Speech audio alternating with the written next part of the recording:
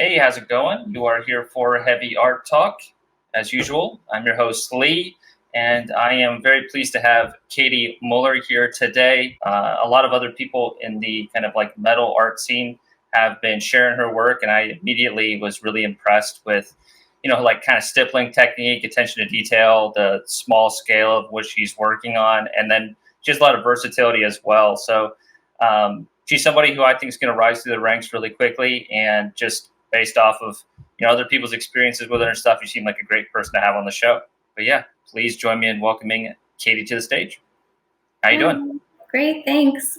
I've been looking at your work too. It's pretty great. I really especially like the color work that you do.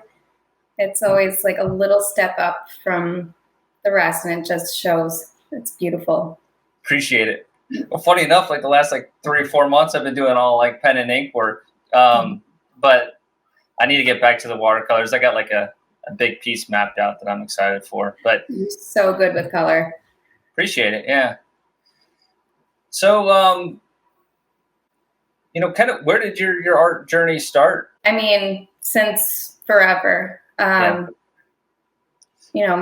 parents growing up, my mom's favorite band was Judas Priest, and my dad's was Black Sabbath, and Nice. We all kind of evolved together as a family to liking every genre of metal. So there comes my love for the odd and uncomfortable, kind of grotesque stuff. I've always been interested in portraying the most disgusting thing possible without seeming forced or like, I don't know, just some of my influences, came from the early album art that I was exposed to. Mm-hmm. My favorite one starting out was Celtic Frost. H.R. Giger did the... Oh, yeah. It's just incredible.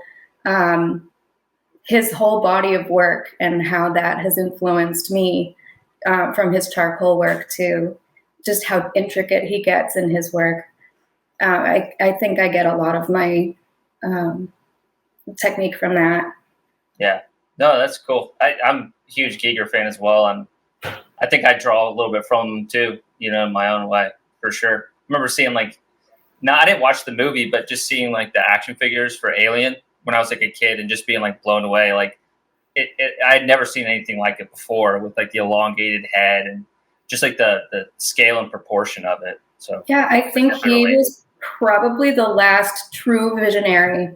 The surrealism in there is none you've ever seen, and everyone's trying to just get off of that going forward with their own stuff. And I have yet to find somebody who's done something completely new. Yeah. Well, there haven't been many, that's for sure. That's cool too that you were raised on heavy metal and stuff, because so many people that's not the experience. They find it as a source of maybe rebellion against their parents and stuff. Or is you a different experience? That's it was like a bonding thing.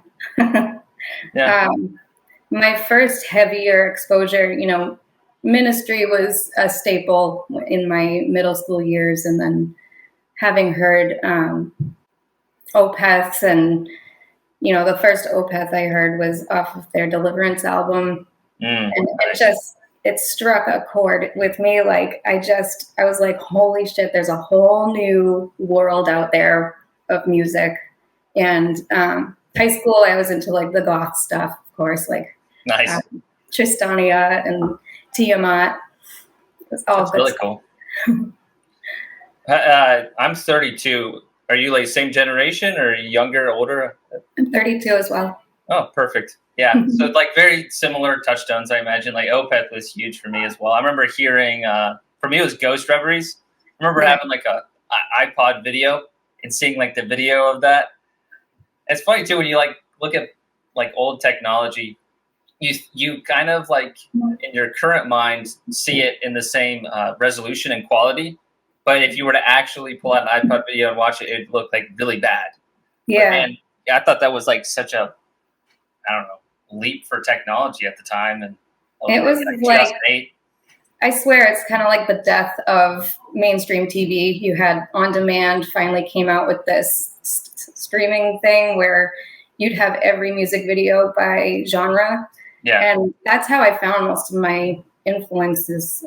They're just, all of these artists were on the same level, coming out at the same time with all the same kind of videos. And it was awesome. Yeah. What a time, huh? Always look back at like late high school and college. I know. With like rose-colored glasses.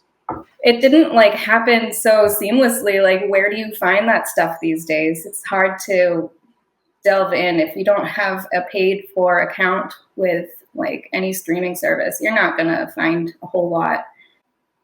I mean, I know that there was that recent, acquisition, and who knows the future of Bandcamp. But I feel like that's a good place that I found stuff. Is I'll just go on the Bandcamp, kind of like the top sales within metal, and it's usually underground stuff. So that's one way. And then YouTube community, there's a lot of good metal reviewers and stuff too.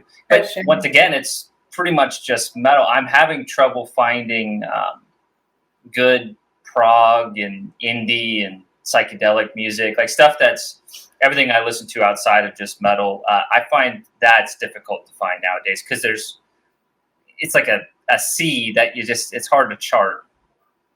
Mm-hmm. But yeah, currently you listen to mostly like goth, metal. Kind of what are your tastes like nowadays? Everything. From like electronic, from like Front 242, and you've got Frontline Assembly and Nine Inch Nails, and then you got Dimmu Borgir and all sorts of stuff. I'm not so much into the extreme metal, but I like the art styles that come out of the albums on those things. I just think they're so I can see that. Yeah, they're incredible. It's just stuff that's not mainstream, and I just love it. It's like candy. It's so good. Yeah.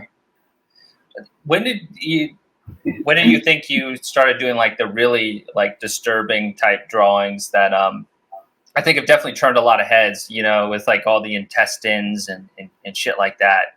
Was there like a certain breakthrough moment, or have you kind of always liked that and then you've just gotten better and better? I've always had a dark art side. With this new kind of style I'm dealing with, so I find I make the best stuff when I really need therapy. Okay. Yeah. So the one in the background here started as a doodle. I have this little figurine guy that I did a lot of stop motion videos with in college. Oh, cool. And I just kept him. I had molded some plaster and clay around him, and he started falling apart in really cool ways. So I just looked at him, and the rest is just imagined doodle, which is really freeing because a lot of stuff I've been doing in the past were very like, all right, who is Hecate, and what are the exact symbolism that she has to represent her, and the values of each goddess or whatever. It's very specific, and I would find very specific images to maybe copy even. It was like a photograph transfer. Right. And it's really nice to just get really into the values instead. I really like the push and pull between like what, you get the shiny, gross stuff, and then you get like things buried deep in the back. Like, what is that? You kind of want to like go in there. Like, there's a little hole in this guy's stomach area, and it's like, what's in there? Yeah, definitely. And I think that kind of like shiny sheen to like an organ or something. It does lend itself well to like the stippling kind of technique you do, because there's like those little like white specks, if you're to look. So I totally know what you mean. And like that stream of consciousness approach is just so fulfilling. It is harder to explain like the narrative around it, but the end result I find is oftentimes the most fresh. Well, I mean, half of it there too is I have a very vivid not vivid, that's the wrong word. It's like I have OCD, so it's like this. I make the dots until it feels just right. Mm-hmm. You know what I mean? I'll often like put down a first layer of each spot, and then I'll go over it again, and then I'll go over it again because it's just not dark enough, or it's too dark. How do I make other parts dark enough to make that part lighter? Yeah. Excuse me. And it just it's hard to call a piece finished, and it takes a very long time for me to finish a piece. And I think, it's most of what these drawings mean to me. They're very deeply personal ways of dealing with stress and mental illness, honestly. Yeah. No, I can definitely feel it. I've seen pictures on your Instagram where like you have like your hand for scale and stuff is like, pretty tiny. Is that all of it or just some of your pieces? Most of it. Yeah. Yeah. Where do you think that came from? I don't know. So I guess you could say I like pen and ink because of the convenience. You can bring your sketchbook anywhere and just bust out one tiny little pen and do your dots anywhere. With having a young child at home, you're constantly on the go and you're jumping back and forth between inside, outside, and taking them to the park or whatever. And it's nice to have something so portable that I can feel like I'm expressing myself in a way makes a lot of I'm sense. comfy. Yeah. I just had like a funny thought of like, you're at the park with your kid and fellow mom or dad like walks up and they're like going to talk to you and then you're just drawing the most disturbing shit ever. Yeah, like, okay. My son had his very first birthday party with kids from school at my house this past May, and we had all the parents over and everything, and one of the moms came over and she was like, "So, who's the artist?" And I'm like, "Oh, that's me." She said nothing else. I was like, I didn't even like register that I had this stuff in my house. It's such a normal thing for my life. Totally. And then you're in school suddenly and you're like, oh, you have people around you that I'm affecting my kid's life by the decisions that I make and what my house looks like. I mean, screw them if they don't like me, but it's your parents were kind of, metal and edgy and you turned out fine, right? So I hope so. I could definitely relate though, especially like, people maybe they're not artists at all, or they just have only seen like really kind of conventional art. And then they look at my stuff and they think I'm like, I don't know, crazy or I don't know, on drugs all the time or something. And it's like, it really is a lot more natural than you think. It's natural for me to just come up with some of this weird stuff. So I could totally relate. Yeah, I think it's more of you're not afraid of certain things. I think there's a lot of talented artists out there that I think they're afraid to delve into the unusual. It's disappointing sometimes to watch like a stippling artist do just a flower, yeah, it has its place. And if you have like all the thought behind it and everything, like you get to read about what it is about, because flowers can absolutely represent beautiful things, but it's like I don't know. It wants to be more fresh. It's been done, you know. Yeah. No, I know what you mean. When was like the last time you did more like painting or working in color? Has it been a few years, or do you kind of like bounce between the two? It's been a few years. I'm constantly changing up my space of where I draw and where I do my artwork. Last year, I had cancer, and the medication I was on made my hands very shaky. And the only medium I found myself able to use was charcoal. and that was a nice loose thing I could do. And also watercolor is a good one because you don't have to be tight with it. It's just, there it is. Right. It was nice to be able to do some of that. And then the year before that, I really was trying to get more into my paint. I had bought a whole new set of colors, oils, all new paintbrushes, and I got a few canvas, and I wasn't really able to do much with it. I had like this concept going of like a body being a natural thing to decay, and it should be natural to decay in nature. That was a whole kind of set of ideas that I had, and I wanted to go further into that. And then I got sick, and then I started making this stuff.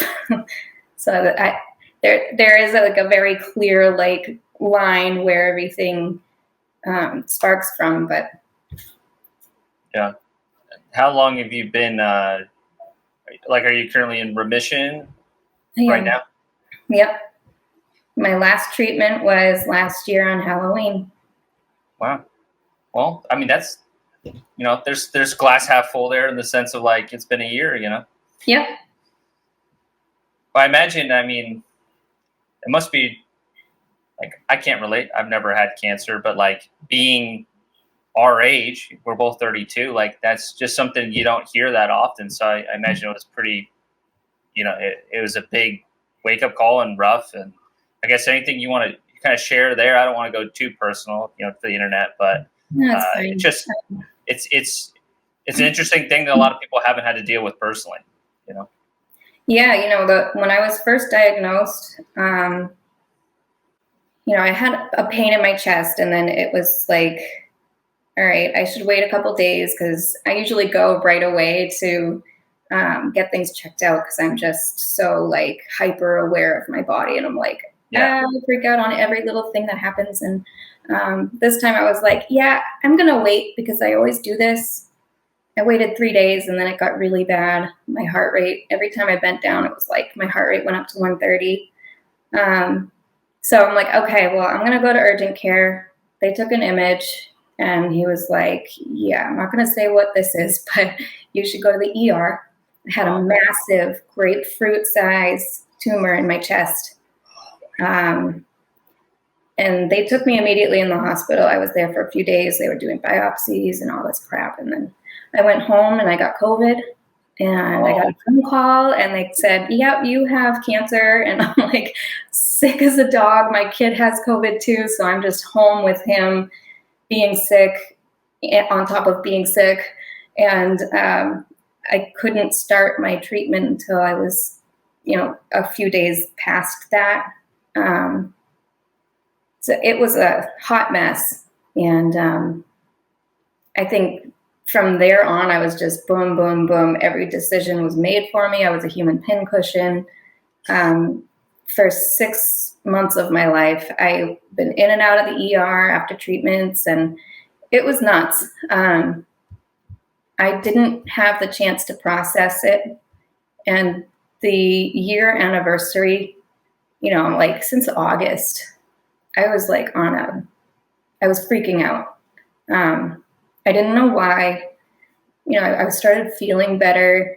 It took about 9 months to really feel like myself again. Yeah. Finally, my hair is growing to a length that I've cut it before, so I feel like I'm myself. Yeah. And, I've found the time to make my art, and I have very good therapists, and my husband's very, very helpful at home, and my son is doing really well in school. It was tough being diagnosed at the time I did because my kid had just gone into kindergarten. So it was like I went from stay-at-home mom to having zero responsibility. My kid was at school. My mom was home all the time, and I didn't have to see my son or do anything for him anymore. And it was like I got stripped of all identity. including losing my hair, gaining weight from the medication, and just, I felt destroyed. So one of my more recent pieces was, the guy with his hands like this. I call that a self-portrait because it's really like it's like the inner despair of all of it. So I feel like I'm just running with that. So at this point, like I have plenty more to do. And that kind of style? Oh, yeah. Yeah. Nice. Well, I think a lot of people really love that stuff. And obviously, I remember I looked at like the post you had with like those pieces, and they particularly attracted a lot of fans. And it's coming from a really, authentic place for you. So I'm happy for you with that. Thanks. It's a good outlet. I would suggest to anybody going through anything to just pick up a pen and paper and start drawing. Yeah, or writing, or anything that just kind of gets you, out of it a little bit. But it gets it from here down onto paper, and it can leave here for a little bit. It's great. So when you did have cancer, everything, it's like all these decisions were made for you and everything, and it's kind of like you see life passing you by. It almost. I mean, was it like a foggy state for like almost a year, or what does it feel like mentally? It was constant distraction. I couldn't live in my head at all. It was like, I'm feeling sick right now. Here's what my body needs to do to deal with that feeling. I couldn't eat this day. And then I was like, I deserve like all of the Dairy Queen the next day. And it just, I had so much waiting around. There was a lot of bedridden time where I had the chemo pumping in me for 5 days straight at home. I can hear the pump. It went off every 9 seconds. But I would watch like horrific, like true crime TV shows, and I never watched that stuff before. I think I just was like, I need to feel something right now. So I just got like really into that. And I think that influences a lot of stuff currently too. That's crazy. Well, I appreciate, you sharing that. And absolutely. It's a huge part of me. And I don't want people to be afraid of the illness. Cancer is a word that is like riddled with expectations, like you're not going to survive, or you're not going to survive if you don't have the medication, but if you have the medication, you might survive. It's like having other illnesses like heart attacks, or we all know somebody who's had a heart attack, and they're changing their diet to move forward with their lives, and it's going to be with me forever. So it is a part of me, and I want people to know about it, but also know that I'm still a person. Right. I'm not sick anymore. There was a time where I felt like I was damaged goods. Like, who's going to look at me like I'm anybody anymore? Like, you get this feeling like, oh, this is what old people feel like. Right. They're kind of like pushed aside because they don't fit in anymore. And, having gone through something like that, it really, I just feel like I can appreciate being alive more. Yeah. That's awesome. It sounds like your family was really supportive too, which I imagine meant a lot. Yeah. And it sucks for my OCD. I have these intrusive thoughts. They're like, I feel guilty for having people do anything for me. Like I don't deserve it. I'm not worthy of love or gifts, or, Christmas was really hard last year because people still wanted to give you gifts. I'm like, no, you gave your life, your time for me. And that's like, I could never repay that. Yeah. If I may, like in the sense of to me, pure joy and happiness comes from giving things to other people. So if they gave their time and energy to you, in a way, it's a gift to themselves because it makes them feel good. So don't forget that either. That most people, they maybe they have that part of their brain that thinks that money, wealth, status, new car, all that's going to make them happy. But ultimately, the only thing that makes you truly happy over a long period of time is the relationships you have and the things you give to people. So I think there is, silver lining in there. Absolutely. I agree. It's been a struggle accepting it, but, I have to remember that what makes me feel good as a person makes, that's how other people feel as well. Well, if we could kind of talk more back to art, if that's all right. Yeah, absolutely. Like from a technical perspective,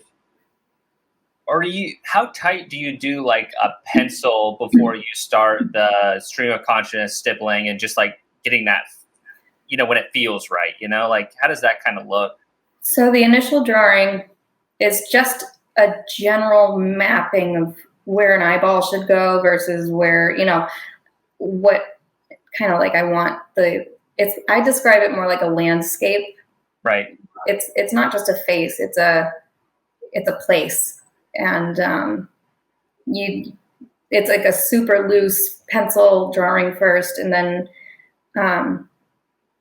the second I pick up the pen, that's when the difficult work begins, because you have to start laying out the value. The first few marks you make on the paper is what determines the value throughout the entire piece.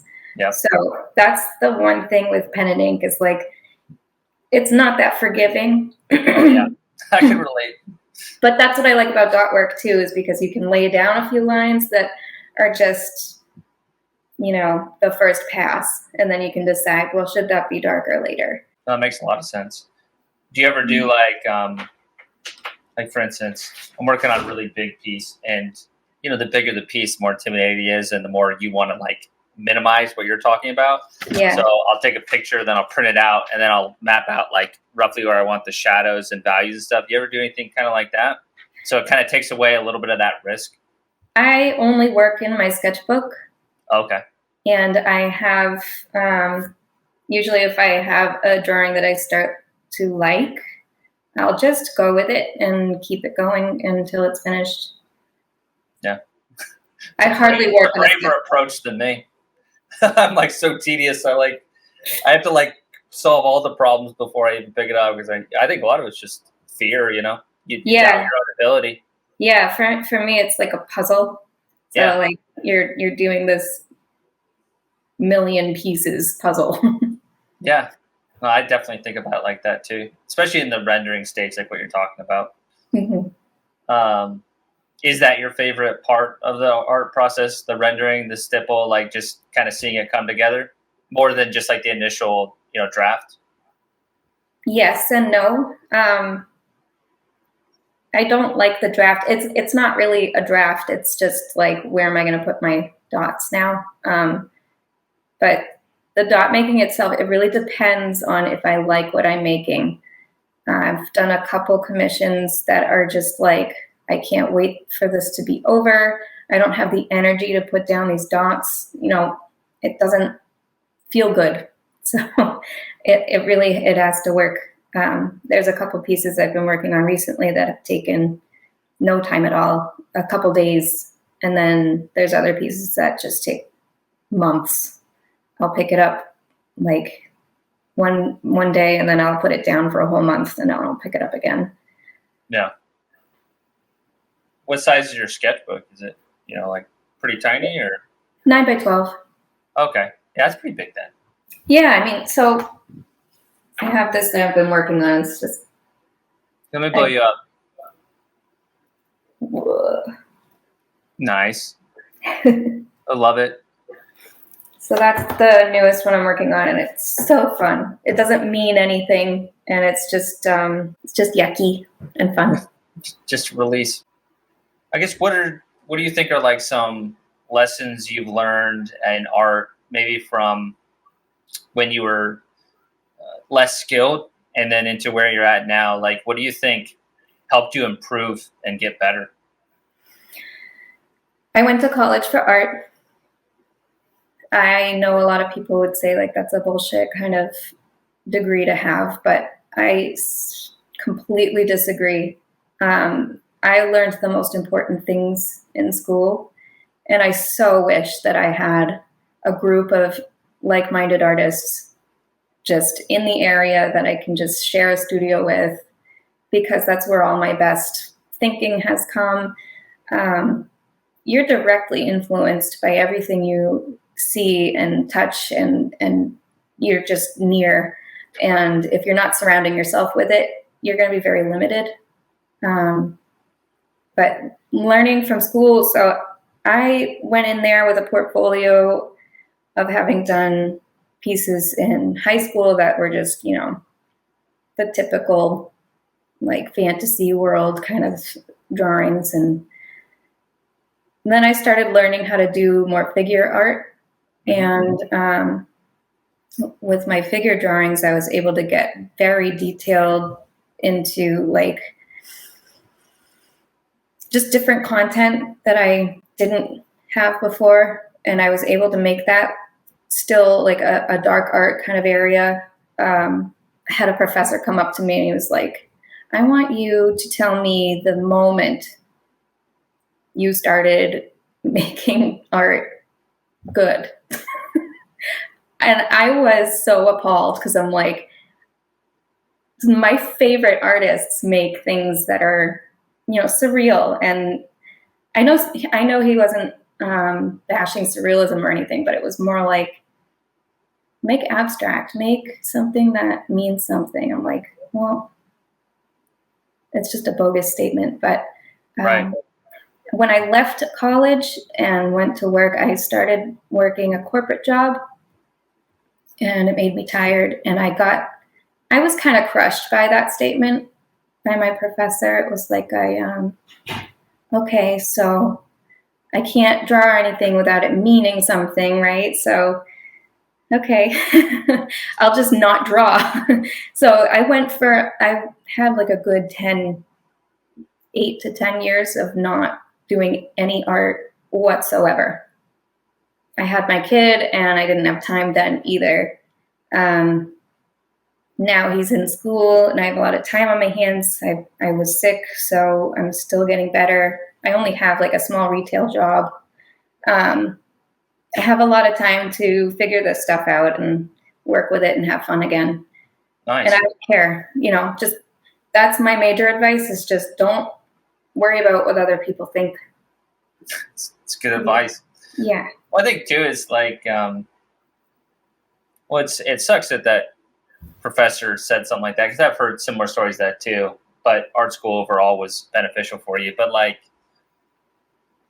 I mean, so much of it in this, metal dark art scene, it is follow your gut, follow what is captivating, and it doesn't always have to mean a lot. Like the whole meaning behind art, honestly, like almost none of my art has any meaning at all. Yeah. So like I could totally relate, and I honestly only get that like art has to have meaning from people who went to art school. Anyone who didn't go to art school, or even people who did that just know this type of illustration and stuff, they don't usually like come across that way. Not that this is about me, but that kind of resonated with me a lot, because like my inspiration all came from illustration, tattoo art, things that are more lowbrow, I guess, or like not high art. The surrealism definitely influenced me a lot, but like it's only until recently that I've really appreciated a lot of like fine art in the way that has like more depth. A lot of times I was just kind of a blind idiot, just liking the images and be like, that's all that matters. So it's just cool. Yeah. One of the best lessons I have learned actually came from a very good friend of mine. He's a tattoo artist, Joe Gettler. He has made some really beautiful works. I didn't know he could be so artistic, but he's really formed his life now around it, and it's amazing what he's come up with. But I was asking him one day, like, I don't know what to get for a tattoo, because it has to mean something, right? You have to live with this for the rest of your life. It's got to mean something. He's like, no, because it's cool. It's just cool. And I'm like, you're right. What am I doing? Just sitting on my ass? Like, that's really what got me into making art again. That was the first tip off. And then the second tip off was a friend of mine from Syracuse, Brendan Flynn. He makes a lot of paintings and stuff for, I think it's Holy Mountain. The like merch company. Yeah. Yeah. Cool. He's in Freya, the band Freya. Oh, nice. So I was just kind of doodling at the studio one day. My husband was recording with Wilderun, his band, and he's in Wilderun. Yeah. Oh, dude, I love that band. That's awesome. Yeah. Yeah. Me and my wife are huge fans. That's sick. It's Small World. Funny. I love that album they did last year. I have it right down here. That thing kicks ass. That's so cool. I'm on that album. Oh, really? Yeah. Damn. Small world. Geeking out over here. Very cool. Yeah, my husband's the bassist. But so he was recording stuff, and Brendan just hangs out at the studio sometimes, and he was looking at what I was drawing, and it really was like an aha moment for me, because he was like, "Are you an artist?" And I'm like, "No, I'm not. I'm just not." That was, I think, what was that, 3 years ago? So I'm really new at all of this. But he's like, I think that's why I find your stuff so appealing. It's different, and you're definitely an artist. So, it's interesting, man. Thanks. I didn't mean to interrupt you there, though. But that's really neat. So what did you? I'm sorry, I might have missed it. What did you contribute on that album then? Vocals? I did some vocals. Yeah, there's the female vocal parts in some of the songs. Yeah. Are they going to record anything for next year, or is it like 2025? What do you think? Oh, I don't know. They're still kind of bouncing ideas around and figuring stuff out. Yeah. It was really tough with COVID and everything. It slowed a lot of stuff down, and getting that will to really move and work again is really tough. For sure. Here, I got a kind of thought-provoking type question, and there's no right or wrong answer. It's more of a discussion piece. But, do you think it's more important for an artist to have a strong style or to be very versatile? Like, if they were like a range, what do you think would be, in today's day and age, maybe more important? I think both kind of have this push and pull, and are both necessary. You need to play around to know if something works or not.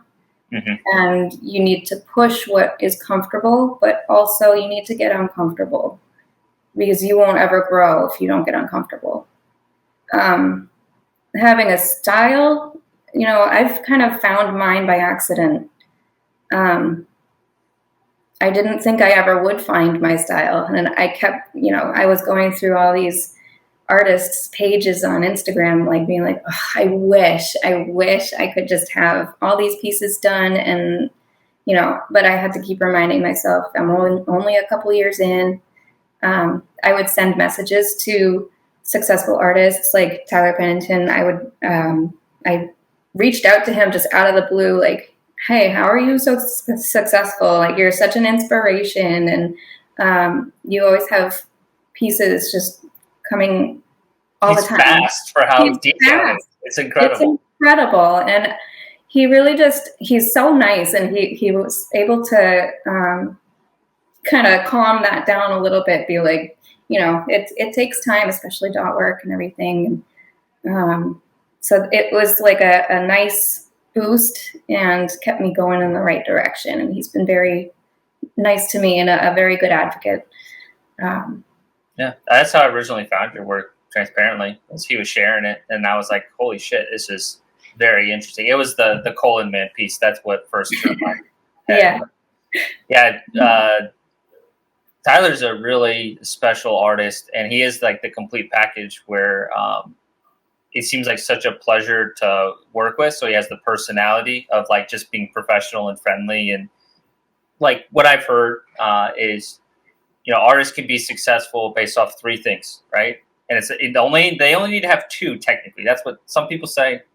So they say extremely undeniable good skill, good personality and fun to be around, and hits deadlines. Those are the three criteria. So if you're an amazing artist and you're really likable, but you don't hit your deadlines, it can be forgivable sometimes. If you are an okay artist, but you're extremely friendly and personal, but you always hit your deadline, you can have a career. I think Tyler is all three, no doubt. Absolutely. So if he happens to be watching, I'm a huge fan. Always look for his stuff as like trying to learn and get better. He's one of the best in the game for sure. Absolutely. I agree. I reached out to Sawblade too. He's also equally just such a nice guy. I had a few questions on like how to get a t-shirt design, and he was very knowledgeable and like just helped me figure that stuff out. And just shout out, he's awesome. Yeah, totally. He's a good friend of mine now.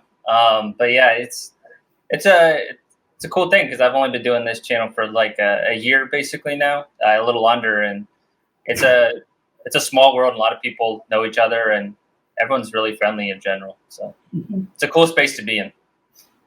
Well, we've talked about Tyler and Sawblade. What other artists have kind of been inspirational or you've been really into lately? I mean, there's so many. There's so many that do this type of work, and I think more just the folks that have really struck a chord with me personally. I've messaged with online, or just are always liking my pieces, leaving comments, and being kind to me. It's been mostly their accounts that that have influenced or has kept me going and kept it interesting. I guess, what do you think is maybe one like misconception that people have about being a visual artist nowadays? Like there's a lot of digital stuff. There's AI. There's I don't know. It's a kind of a noisy environment nowadays. But what do you think maybe people get wrong or they miss about the lifestyle or something? It's kind of a broad jumping off point. I don't know. So the best part about social media has been I've been able to come across artists that I didn't know existed. I mean, there's some awesome artists out there that just they're able to have a platform where, artists don't, I'm trying to find the perfect way to formulate my sentence. Awesome. Gallery art isn't viewed by everybody anymore.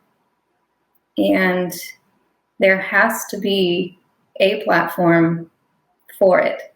And I think it's kind of perfect where it is. The ones that get most attention are the ones who deserve it. They're very good artists and have great content, and the algorithm speaks to them because they know how to make the deadlines. Like you said, that's important. But that being said, it can run you down. If you're getting just started like I was driving myself crazy with, am I doing this right? Is the algorithm right? Are people going to like my work? Why did this only get like 30 likes?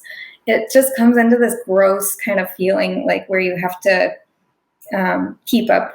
It's like keeping up with the Joneses with art, I feel you. Yeah. And I don't know. I was able to just kind of chill out a bit because nothing really matters anymore. After being sick, like I was sick, like literally nothing matters, and I can just have fun now and just be myself, and I don't care.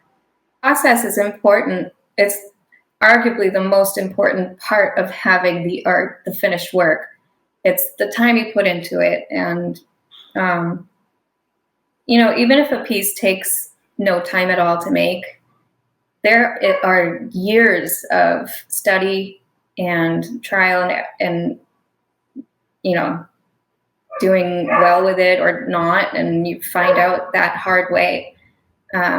And then you start being able to whip things out super quick because it works. That it's like a whole journey. A piece of art is an entire person. If you think about it, it's like the person that made this only made this because they are who they are and they've had the experiences they've experienced. All of it. Definitely. I think that's the romantic quality about traditional art that I love, Yeah, it's truly incredible. Well, before I pull images up, anything else you wanted to just chat about? Anything on your mind? I guess I wanted to talk a little bit about the classics.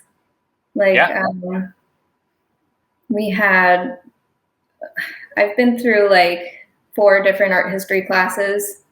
And I think my favorite ones are always just the traditional, like Renaissance, and even before that. I wonder what you have experienced with that, and how it maybe influences your art. Do you have any strong opinions about past artists? So, Bosch, Dali, Gustave Doré, Francisco de Goya, like those are my like art history type people that really stick with me. But most of my influence and inspiration currently is from stuff made in the 70s. Like my favorite artist right now just to study and look at like frequently is Bernie Wrightson, for sure. I think because he makes everything look so damn easy, but it's like not, and everything just is like the flick of the brush. You just can tell there's like this nimbleness to it. So, those like some of the best illustrators of all time, those people are still going to be the people that probably influenced me the most. But with like art history and stuff, I think because of the generations of iterating upon it and people like learning and stuff, and the more I learn about it, the more I find it interesting. But because I didn't go to art school, my wife did though, so that helped me out a lot in terms of understanding that. Like she taught me a ton about art because before that I was just a guy drawing these weird doodly psychedelic stuff, and then she slowly over time, not being forceful about it, just I learned more from her and it broadened my horizons. But I can't say that a lot of the really old art history stuff has had as big of an impact as probably the stuff that I just found like Giger that's a little closer to modern. So I definitely don't want to diminish any of that stuff. And I love it and I find it, but it's like what really gets me excited typically is, that sci-fi, maybe a little bit of horror, psychedelic type illustration stuff. Mm-hmm. What about you? Yeah, so I really like, there was this whole part of history where there was this like, these Dutch paintings would have like this having already eaten food, still life. Oh, yeah. And that was just so incredible to me. It was kind of the first time somebody made something that you had to really think about. There's no figure in it, and it made it more interesting. It's like that really strong, like light source stuff too, right? Yeah, because it makes it even more scary looking. Yeah, I mean, so like my Hecate piece, I have the curtain and everything in there, and that's kind of homage to the like the drapery on like those tables and stuff. Yeah, just like the more theatrical type Baroque style. Do you like? He's a more modern guy, but he kind of comes from that mindset. Do you like Van Minnen, Christian Van Minnen? I don't think I've ever seen it. Oh my god, you're gonna love it. I'm gonna go grab a book real quick if you don't mind. Yeah, dude, this is like way up your alley. Awesome. I guarantee. All right, I'll be right back. Okay. It's the cover image. Mm-hmm. But yeah, all like oil painting and stuff. But kind of what you're talking about with like it's almost like a still life, but it's surrealist and odd. Oh, that's awesome. And like he does like these like tattoos on the faces and stuff. It's like a detail shot. It's actually harder than I thought it was going to be to show you. But Christian Van Minnen, I think it's going to Awesome. be way up your alley. Thanks. I'll definitely have to check more of that out. Sweet. Yeah, because I definitely see it like in your work too. That's neat. What other kind of like, maybe art history stuff really resonated with you? The biggest, I think, was Francis Bacon. Oh, yeah, for sure. He had art through his PTSD, and it was therapeutic for him. And it just as it's therapeutic for me, I think the piece in the background here, the colon man, there's that one bit in the back behind the skeleton figure. It's kind of like the cow kind of just being stretched open. Mm-hmm. Just gross. It's awesome. I'm sorry. It's dramatic. And I've always been a sucker for drama. Yeah, 100%. It's got to have a strong stance to it. And like, deformed kind of things. I definitely have like interest in that. I remember seeing like a David Lynch movie, Elephant Man, when I was like younger. And that kind of has stuck with me a lot. Like all the special effects and also like the people's reaction to the guy, like their kind of like sense of disgust and stuff. That always like resonated with me because it kind of goes into like ethics, like what's right and what's wrong, and you feel sympathy. There's a lot of depth in that movie that kind of stuck with me a lot. The movies I find that have the most effective feeling have like real prosthetics and like special effects makeup, and I think it's a little more off-putting than your conventional CGI kind of things you see today. Yeah, for sure. What are some of your favorite movies? Yeah, I really like comedy. Okay. Nice. Like I Love You Man is the best movie ever made, in my opinion. I love that movie. Makes you just want to listen to Rush, Yeah. Yeah, I don't really watch a whole lot of TV or movies these days. My life is really pretty externally, I'm feeling life. I'm less on the television. So it's kind of nice to say that. For sure. We talked a little bit about your work. Let's pull it up. Let me start from the beginning here. So, Colon Man on the left, and when you said it was kind of like a self-portrait on the right, you've talked a little bit about all of them, but now that they're up, feel free to embellish. Seeing them next to each other is really cool. Yeah, I didn't really realize how much of a style I really have developed. Mm-hmm. They do look so similar. It's cohesive, Yeah, that's really neat to see it. I'm definitely proud of it. To have gone through something and to have created something kind of, in my opinion, equally as representative of those feelings is really a cool thing. 100%. When it comes to like the pens and stuff you're using Micron, do you know what size? I like the .003, but they're a little hard to come by and very expensive. But I can find like larger packs of the 005. Is that a the 005? So that's the .20 millimeter. I use that one a lot for the fine details. Is the 003? Is that the .15 millimeter? Like the really, really tiny one? Yeah, it's the smallest one. I lose my mind doing that all the time. Oh my God. That's crazy. Yeah, the 0.005 is that's a little too big for my liking.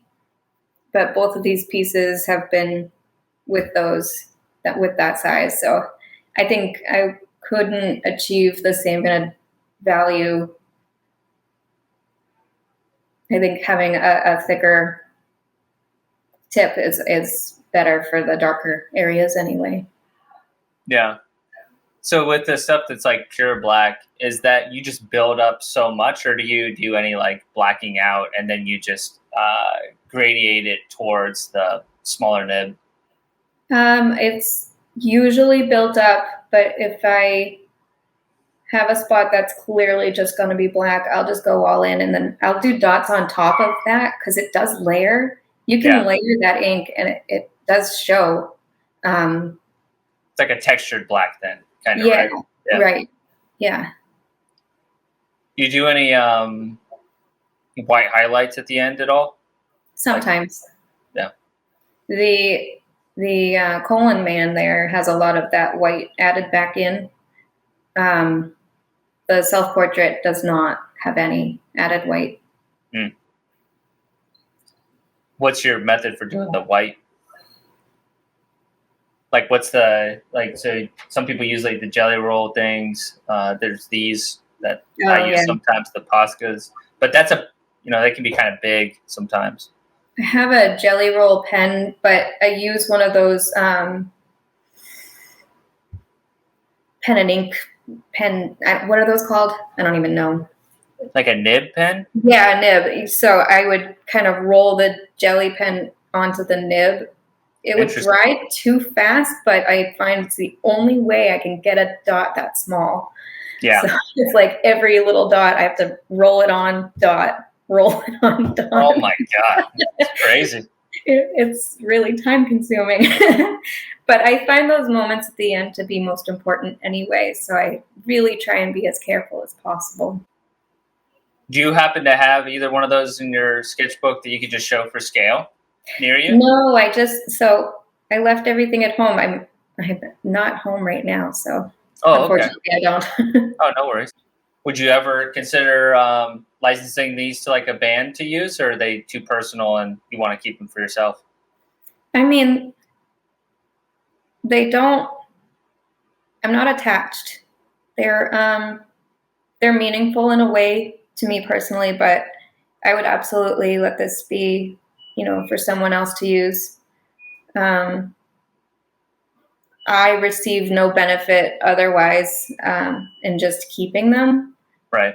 I don't have, I'm not going to frame my own artwork and put them all over my walls, and nobody's buying them. So it's something that's just, I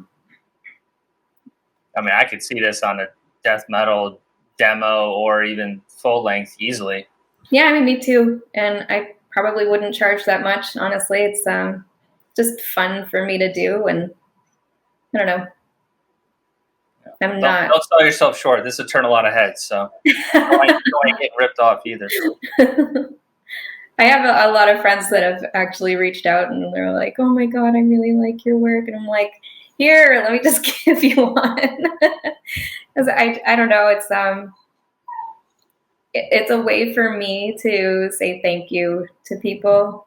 Yeah. It's a way for me to connect with people. I have a lot of internal troubles when it comes to making friends and keeping friends. And it's the one language I have that I can effectively use to express exactly how much I mean it.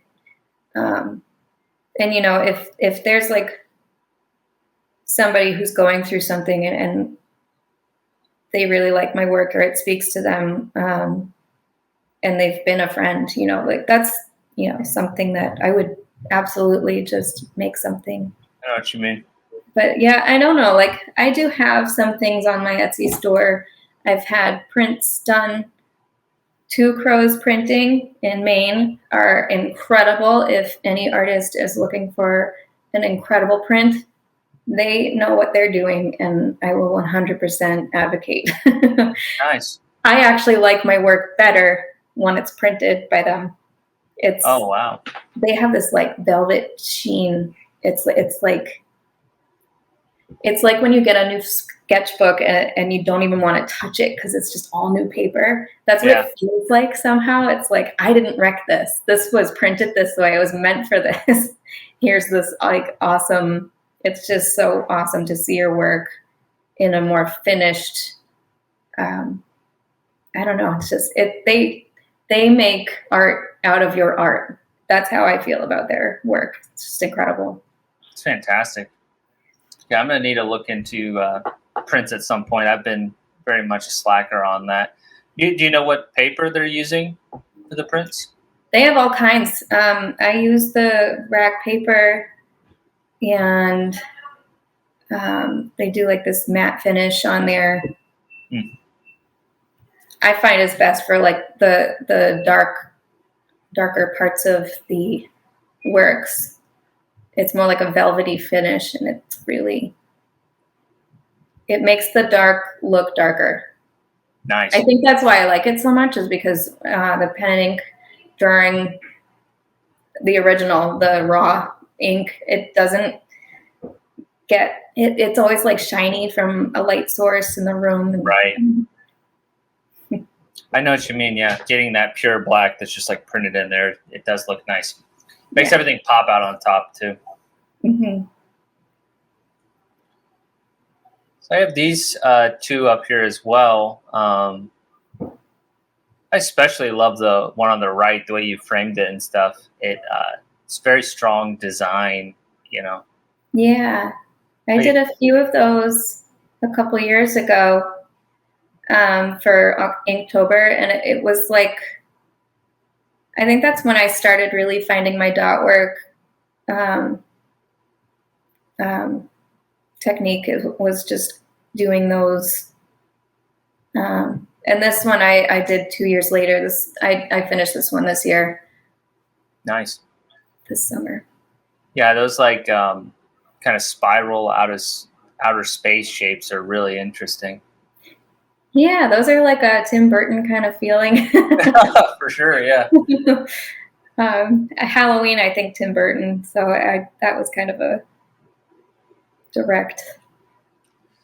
Now with that, did you do a lot of the white after the top? Because I know a lot of artists would go about it that way, but it looks like you just really were methodical and not removing too much to begin with, you know? Yeah, this one, all of the white is the paper. Wow. Really meticulous. I had another one that I did with the same kind of vines going through, and I did do the white on top, and it was because I messed up and it was a little too dark. But yeah, man, it happens to all of us. I do it all the time. What's that? Just like the white, like making a mistake and having to correct it with white. I'm doing that all the time.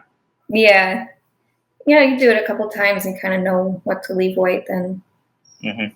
Yeah, that one on the right, just like the design choices are so good. Like everything's got a great sense of flow. Like the pumpkins, the way you size them, so it has that depth and it goes back.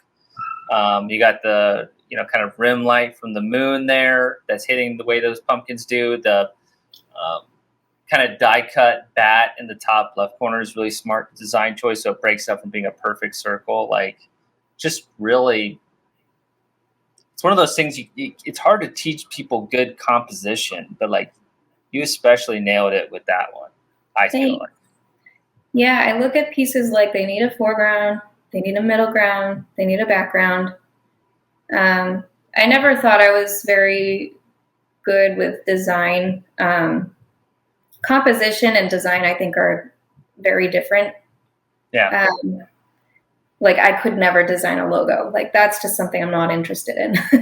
That's like a pure design kind of mindset. And I think this piece kind of got into that a little bit. But like there's still parts of it that I'm like the spider in the front. You probably don't even know it's a spider there until I mention it. And then you got I don't know, some parts are just too dark. Mm. My favorite parts, though, the cloth on this ghost is so much better than the first one I made. Yeah. And then I just love the cat because I love cats. It's interesting too, because like I'll do a little bit of stipple work with my work, but so much of it is hatching. Like that's what's natural to me. Have you pretty much always just really like in terms of always more like last 5 years or so? Is it just stipple is just natural, or do you just love the look? Because for me, like stippling is not natural, but I like the look, so I'm forcing myself to do it sometimes. Hatching, that's what's natural to me. Yeah, I mean, I'll do some drawings that are hatching. More like scribbles. I do have an example of those. I did these little pumpkins this year. Oh yeah. I did Nice. these in the car. Wait, this way. Yeah, it's always backwards. Yeah. So I did these in the car. So it was bumpy already. Have that like scary stories to tell in the dark vibe. I love it. Yeah. So, I do like to practice kind of a loose thing, but it gets really difficult because I then start to look at the values and I start thinking, well, that needs more. And then I start getting into the dots and I can't control it. I need, it's like this need for perfection, for this extreme intentional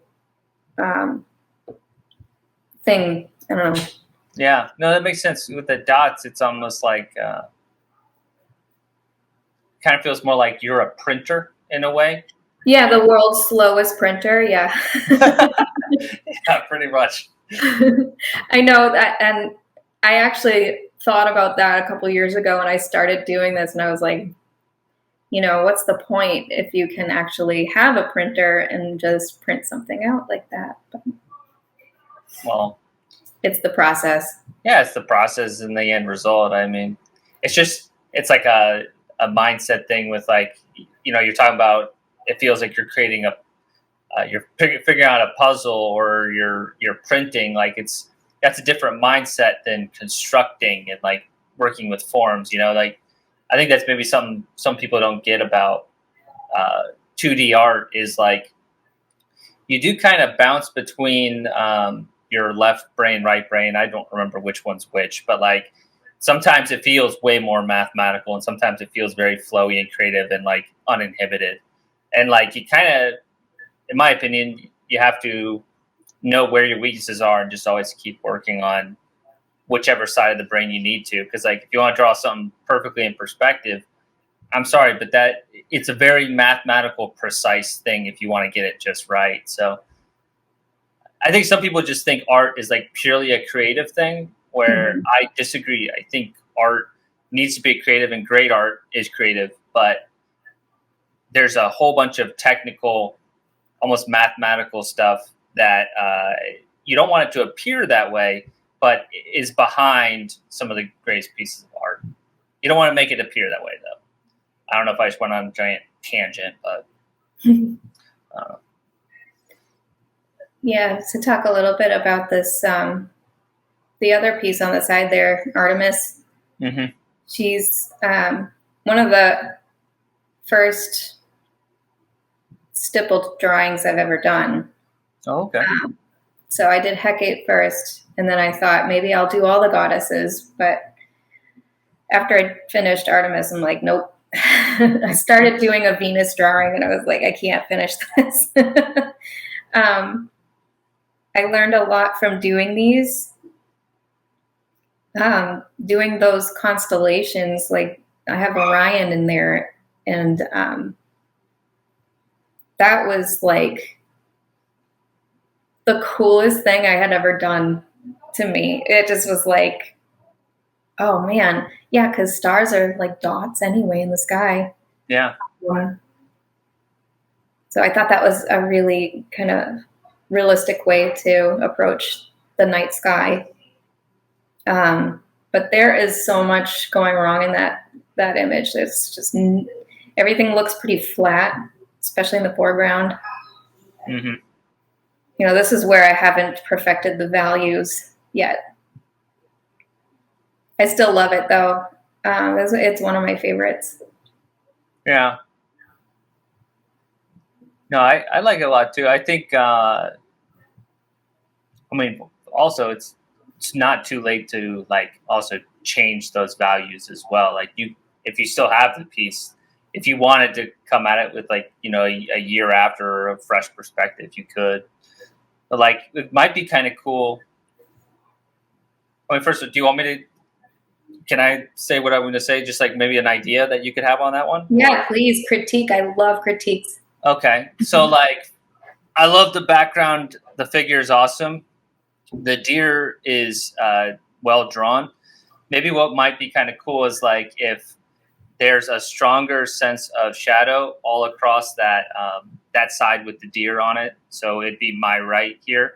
But like you could have the head poking out a little bit, but like if that was kind of obscured and like a shadow, then your eye would be drawn to the pathway, the figure, and then it would go nicely into those constellations. So I think if you just darkened up that right corner a bit and you made it feel natural, it would you'd be sacrificing part of the drawing for the greater good. Yeah, I don't think it would be a sacrifice. Honestly, that was one of the biggest struggles I had because I was using that 003 and it just was so small and you can't, I don't know, the background there, I did a flat black with one of the bigger heads. It's just like so disappointing because there's this whole thing going on with the deer. She's eating the afterbirth and you don't get that because it's not so prominent. Yes, it's in the foreground, but it just is so flat. You don't even know what's going on. But yeah, maybe I will, maybe I won't. I don't know. It's just one of those learning curves that I had, and now I'm doing different works. Yeah, no, it's a strong piece though. It's a good learning lesson as well. Like be able to reflect on past work and stuff. So then these two as well. So the one on the left, what's the media you're using? So I have vine charcoal with turpentine, and then I have the rest is oils. Oh, cool. How do you feel about that one? I love it. It's hanging up in my room. That's actually one that I do display because I just love it.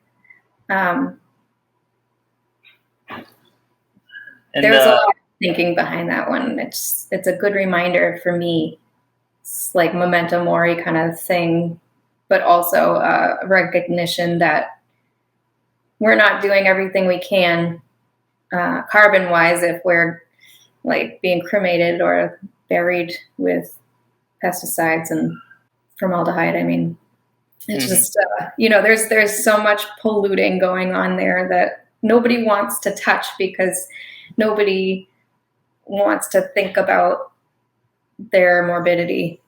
How big is this one then? Is it still relatively small for a painting or pretty big? No, it's a good size. I forget the exact dimensions, but I think it's a 24 by 16 or something. Because it's not super it's wide. Mm-hmm.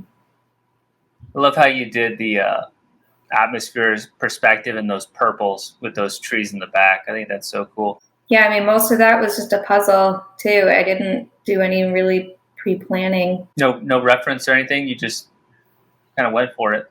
Well, I had a reference for the skeleton just because I wanted the proportions to be just right. But yeah, the rest of it's just pretty. It's supposed to be just like this rich background. It's like wet and you're supposed to go down with it. Yeah, you can feel the moisture in the air for sure. Yeah. No, that's awesome. When did you create that then? I made that in 2021. What about this one on the right here? That's just an ink version of basically what I'm describing in the oil painting here. Oh, cool. So I just paired it up perfectly then. Yeah, that works out. And it's more like you get kind of the rest of life happening around you. You get this bird protecting its nest from the snake that's wanting to eat the eggs in there. And you got the grapevine that grows on everything, no matter what. And you got this decaying body with a million mushrooms. There's a bee's nest, just life happens everywhere. And people think of death too much as like a scary thing. And I think it's more beautiful than anything. Yeah, you definitely feel that because there's a lot of beauty. But when you look at the details, you got the skeleton, the way that like kind of curves with the shape. See, here's another one where I think you got a really good composition, good negative space, good design. Like it's not just. I think the negative space, that's something that so many people miss. And like negative space could be pure black or it could be pure white, like in this case, but it helps. So when you have those really rendered pieces, there's like breathing space for your eye all around it. Yeah. So, thanks. I like this symbolism, but like I'm always drawn to just technically why something looks appealing to me. And I think that's one reason why. Cool. Well, I really appreciate your time today and everything. One question I asked before we wrap up is just what's one piece of advice you'd have for someone just who wants to create art, and it could be like the music scene or just creating art for themselves that is interesting. What might be a piece of advice? The best advice is to not be afraid to self-explore and look at other artists and just beat your brain up with as much art as you can, because there's so much out there that can influence your own work, and it can be very good for you and useful. Awesome. Yeah. Well said. I totally agree. Well, cool.